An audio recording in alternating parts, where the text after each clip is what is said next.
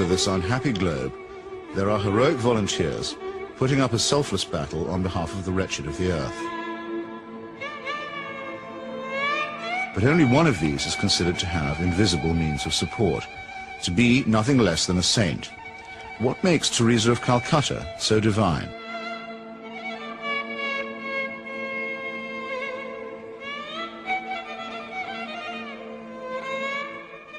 Long before Mother Teresa's helicopter touched down at about 11:20 this morning, the crowds were gathering here at Knock.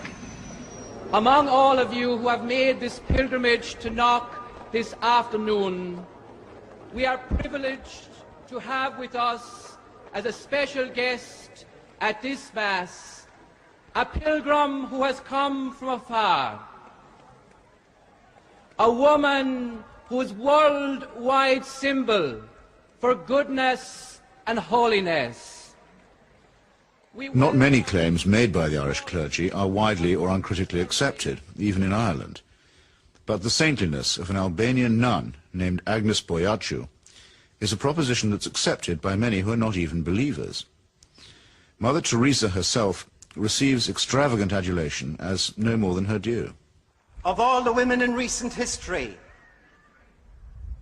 no one has captured the public imagination like Teresa of Calcutta. I'm not being facetious, and I'm certainly making no comparison when I say that no woman has made such an impact here since Our Lady herself appeared in 1879. So how did this auction of hyperbole and credulity get started? In that year of grace, 1969, the scrupulously neutral and objective British Broadcasting Corporation permitted that old fraud and mountebank Malcolm Muggeridge to pay a devotional visit to the Calcutta Shrine. When after I met you in London, really the only thing I wanted to do is to come and see you in your work here. Now I've seen it, and of course it's a shining light. Himself arrogant, almost to the point of humility, Muggeridge became persuaded that he and his team had become the divinely appointed instruments of what he claimed was the first television miracle. During Something Beautiful from God, there was an episode where we were taken to a building that Mother Teresa called the House of the Dying, and Peter Shaker, the director, said, well, it's very dark in here, do you think we can get anything? And we had just taken delivery at the BBC of some new film made by Kodak, which we hadn't had time to test before we left, so I said to Peter, well, let's have a go. So we shot it. And when we got back, several weeks later, a month or two later, we're sitting in the Rushes Theatre at Ealing Studios, and eventually up came the shots of the House of the Dying. And it was surprising. You could see every detail. And I said, that's amazing, that's extraordinary. And I was going to go on to say, 3 cheers for Kodak. I didn't get a chance to say that, though, because Malcolm, sitting in the front row, spun round and said, it's divine light. It's Mother Teresa. You'll find that it's divine light, old boy. And 3 or 4 days later, I found I was being phoned by journalists from London newspapers who were saying things like, we hear you've just come back from India with Malcolm Muggeridge, and you were the witness of a miracle.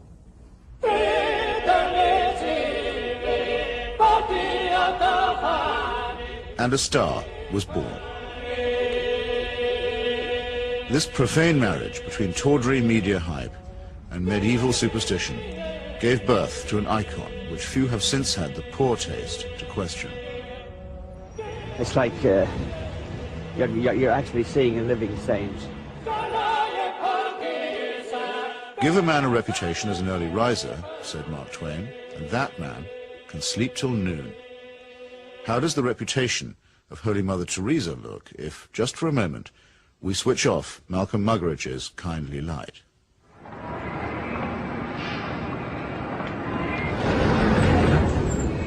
Mother Teresa is a Nobel Prize winner. She's a symbol. People in the West talk about her, so Indians adopt her at that level. The fact that what she does in the streets of Calcutta is really irrelevant to them. They couldn't care about it, and most of them don't even know. But Mother Teresa is the sort of figure you show to visitors. Mother Teresa's flagship institution is her home for the dying, a hospice which purportedly sweetens the last moments of otherwise destitute lives. My initial impression was of all the photographs and footage I've ever seen of Belsen and places like that, because all the patients had shaved heads. There are no chairs anywhere, there are just these stretcher beds, and they're like First World War stretcher beds. There's no garden, no yard even, no nothing. And I thought, what is this? This is 2 rooms with 50 to 60 men in one, 50 to 60 women in another. They're dying. They're not being given a great deal of medical care. They're not being given painkillers really beyond aspirin and maybe, if you're lucky, some Brufen or something for the sort of pain that goes with terminal cancer and the things that they were dying of. And I thought, what's the point? Right from the very beginning, I wanted to serve the poor purely for the love of God and to give them what the rich people get with money. I wanted to give to the poor for the love of God. They didn't have enough drips.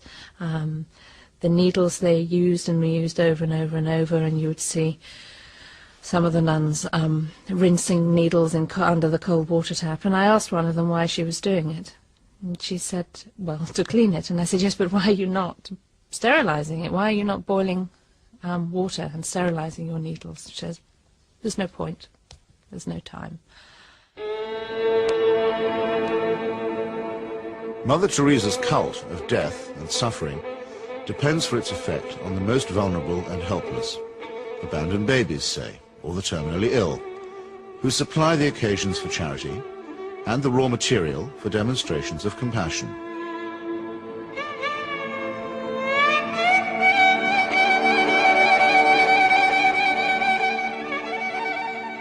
The first day I was there, when I'd finished working in the women's ward, I went and waited on the edge of the men's ward for my boyfriend, who was looking after a boy of 15 who was dying, and an American doctor told me that she had been trying to treat this boy and that he had a really relatively simple kidney complaint that had simply got worse and worse and worse because he hadn't had antibiotics, and he actually needed an operation. I don't recall what the problem was, she did tell me. And she was so angry, but also very resigned, which so many people become in that situation. She said, well, they won't take him to hospital. And I said, why?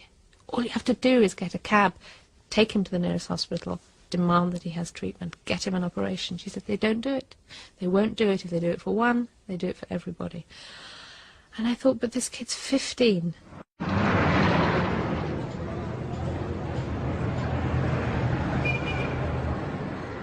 I ventured on my own pilgrimage to the missionaries of charity in Calcutta in early 1980. Who could fail to be touched by the work of the orphanage?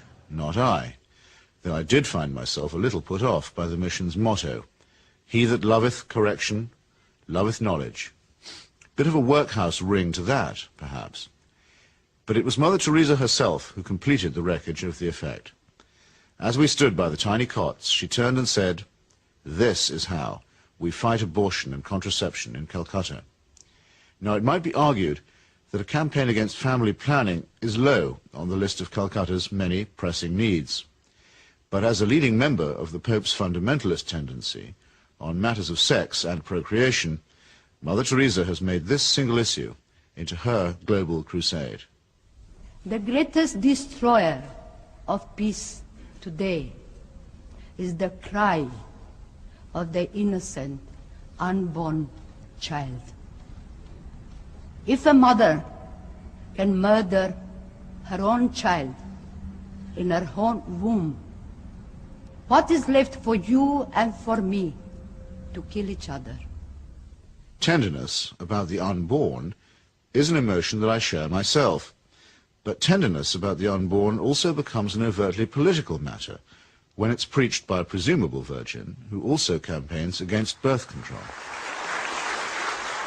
Let us promise Our Lady, who loves Ireland so much, that we will never allow in this country a single abortion.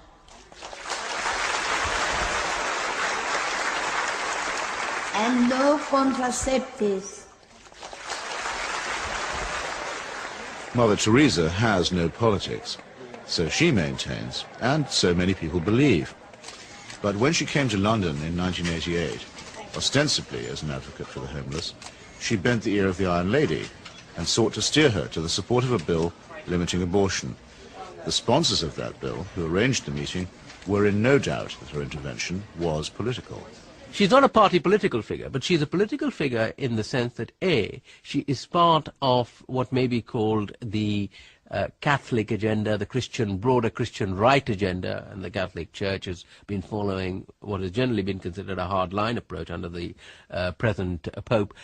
Now, she's part of that agenda, and that is fairly political agenda. I mean, you know, no abortion, opposition to birth control, ideas like that are fairly, you could say they would be contested in the political arena. And the second factor is that she is also part, if you like, of the Western agenda, where the West is still part of the third world. The rich world has a poor conscience. It wants, in fact it needs, to think that someone, somewhere, is doing something about the third world. And the Mother Teresa myth ministers to this desire. Here is a Western woman who has forsaken her life, albeit whatever life she might have had in Albania, you know, for sacrifice herself for the people of the third world. It makes the West feel better, you know. This is one of us again, once again rescuing the third world. Raising the roof. Yes, raising the roof. He's got his rations. Yes, he's got it, he's cleaning it. And then pesos up. In the subliminal appeal that she generates, there is something of the mission to the heathen, something of the old colonial outpost, and something of Florence Nightingale. While in the silent and abject demeanor of her patients, there is something of the deserving poor. The Great White Hope, in this iconography, takes on the big black hole. And the rewards are by no means all in heaven.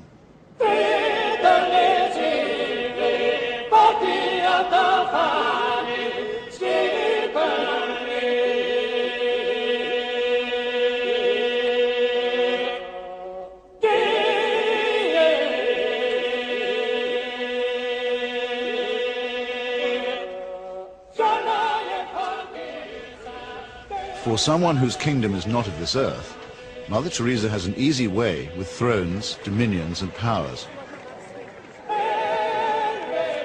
Why do the rulers of this sinful and selfish world find her so awfully congenial? Is it because she returns the compliment? She may or may not comfort the afflicted, but she has certainly never been known to afflict the comfortable. Some people see her here, posing with Ron and Nancy. In the truest sense, citizens of the world. Mother Teresa is. The very hand that bestowed the Medal of Freedom on Mother Teresa armed and paid the death squads of Central America. Accepting the award, with her customary modesty, on behalf of all the world's poor, she croaked, "I never realized that you loved the people so tenderly." I must say, I hadn't noticed that either. Reagan's proxies murdered, among many others, 4 American nuns and the Catholic Archbishop of San Salvador at the very moment that he was celebrating Mass. But, visiting the slaughterhouse states of the region during that period, Mother Teresa found nothing untoward. Everything was peaceful in the parts of the country we visited, she claimed, after touring the killing fields of Guatemala, adding for good measure, "I do not get involved in that sort of politics."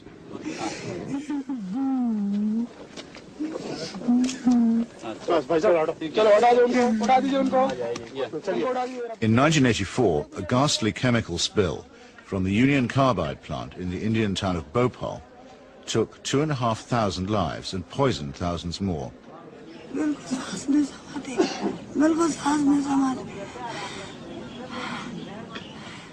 This was an act not of God, but of a negligent multinational corporation.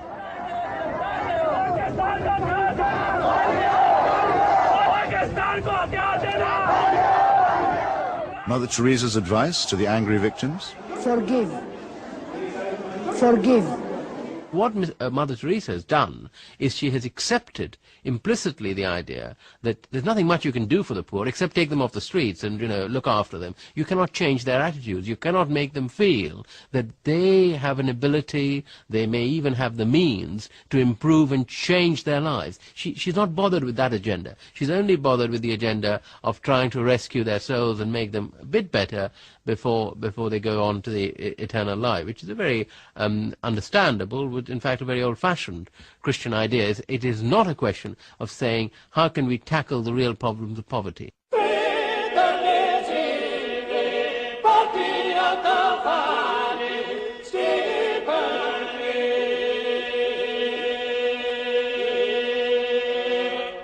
Like most people who claim to be apolitical, Mother Teresa is in practice and in theory an ally of the status quo, and when the status quo is threatened, a trusted ally of the conservative forces.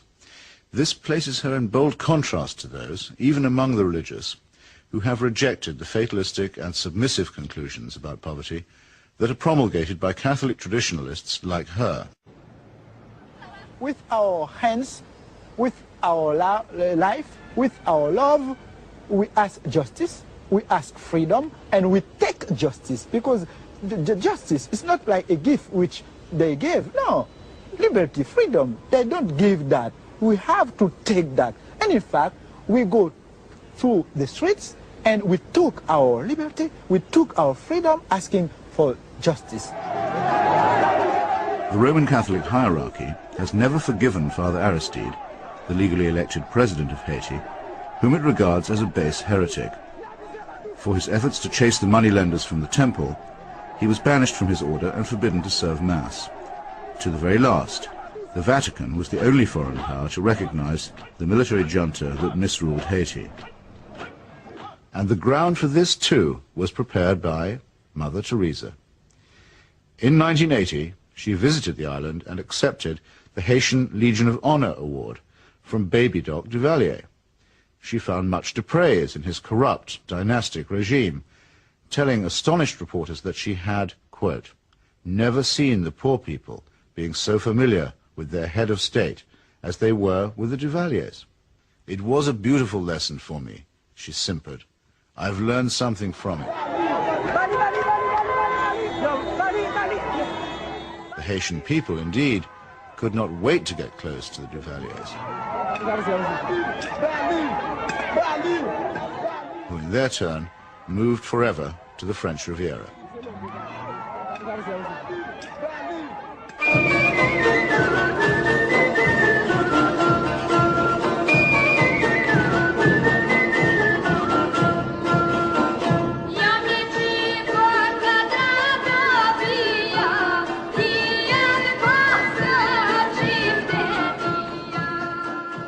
Mother Teresa admires the strength of the powerful almost as highly as she recommends the resignation of the poor.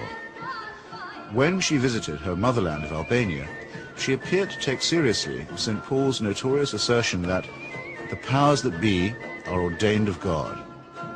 The Albanian authorities had proclaimed the world's first officially atheist state.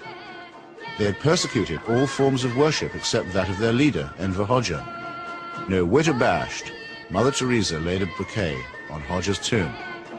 Not content with honoring a Stalinist murderer and despot, she also bestowed a wreath on the monument of Greater Albania, a cause that was once smiled upon by Pope Pius IX and his friend Benito Mussolini.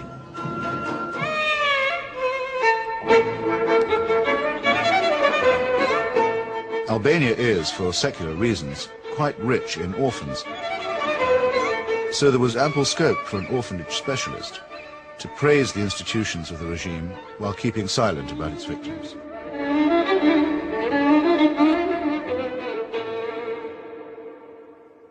If it sometimes seems that the Saint of Calcutta is never actually in Calcutta at all, this may be because she operates more as the roving ambassador of a highly politicized papacy.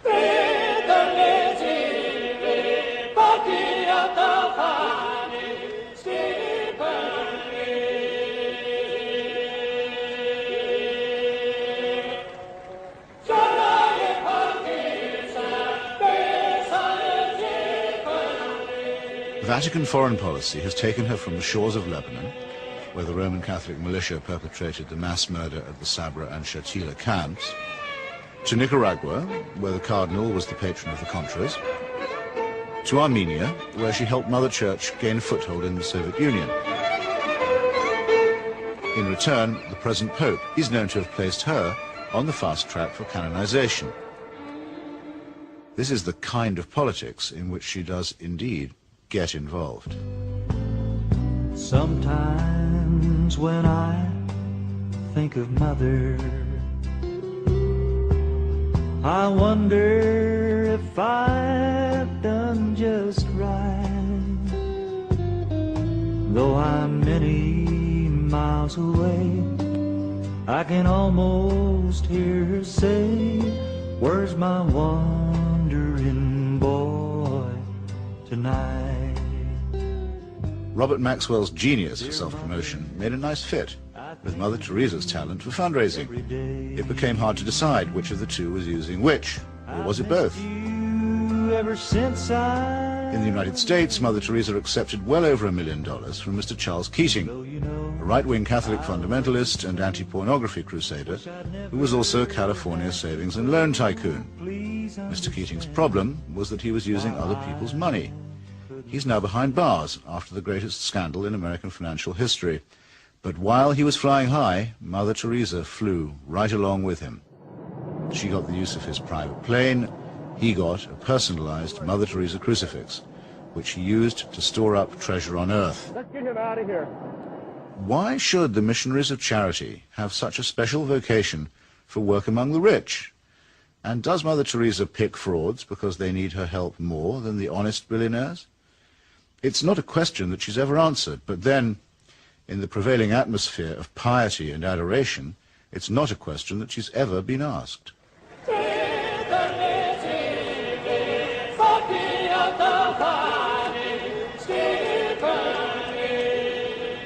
The Teresa cult is now a missionary multinational, with annual turnover in the tens of millions. If concentrated in Calcutta, that could certainly support a large hospital, and perhaps even make a noticeable difference. But Mother Teresa has chosen instead to spread her franchise very thinly. To her, the convent and the catechism matter more than the clinic. Now we are in 105 countries and we have 500 convents all around the world, without counting India. Beautiful.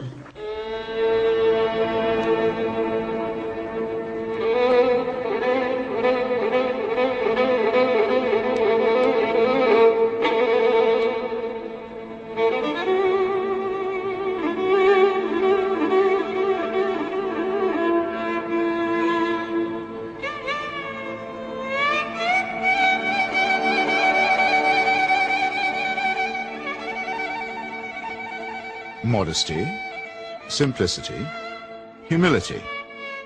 By these canonical keywords, we are taught that we may recognize saints. Yet Mother Teresa regards herself as mandated by heaven, which is hardly modest. She lends spiritual solace to dictators and to wealthy exploiters, which is scarcely the essence of simplicity. And she preaches surrender and prostration to the poor, which a truly humble person would barely have the nerve to do. When she speaks about private or public morality, opposing family planning, for example, or defining abortion as quite literally the greatest threat to world peace, she takes on the grim and tedious tones of the zealot and the fanatic. In a godless and cynical age, it may be inevitable that people will seek to praise the self-effacing, the altruistic, and the pure in heart. But only a complete collapse of our critical faculties can explain the illusion that such a person is manifested in the shape of a demagogue, an obscurantist, and a servant of earthly powers.